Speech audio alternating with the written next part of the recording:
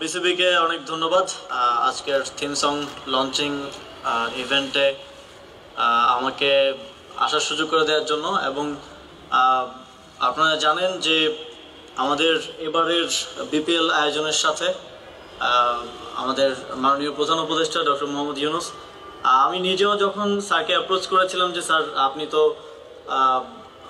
Olympic সহকারে আরও অনেক বড় বড় ইভেন্টের ডিজাইনে ইনপুট দিয়ে থাকেন, তো আমাদেরকে যদি একটু ফ্যাসিলিটেট করেন। তো আমি তখন এতটা আশা করিনি যে স্যার এতটা ইনভলভ হবেন পার্সোনালি, এবং স্যারের টিম সহকারে আমার থেকেও বেশি ইনভলভ ছিলেন।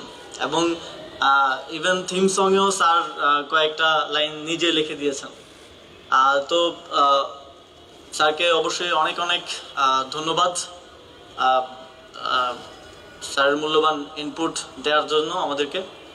এবং বিসিবি সেটাকে অনেক সিরিয়াসলি নিয়ে খুব সুন্দরভাবে সেটার বাস্তবায়নটা করেছে, সেজন্য বিসিবিকে অসংখ্য ধন্যবাদ। এবারের বিপিএলটা যেহেতু আমরা নতুন বাংলাদেশের কথা বলছি, অনেক ত্যাগের বিনিময়ে রক্তের বিনিময়ে আমরা একটা নতুন বাংলাদেশ পেয়েছি, সুতরাং সবকিছুকে আমরা নতুনভাবে সাজাতে চাই, নতুনভাবে রিফর্ম করতে চাই।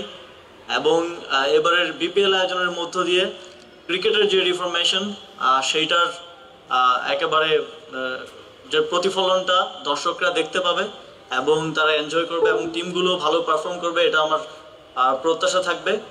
এবং অবশেষে আবারও সবাইকে অনেক অনেক ধন্যবাদ এফোর্ট দেওয়ার জন্য। এবং এই নতুনভাবে বিপিএল সহ নতুনভাবে বাংলাদেশ ক্রিকেটের যে যাত্রাটা শুরু হয়েছে তার সর্বাঙ্গীন সাফল্য কামনা করে আমার বক্তব্য শেষ করছি। ধন্যবাদ।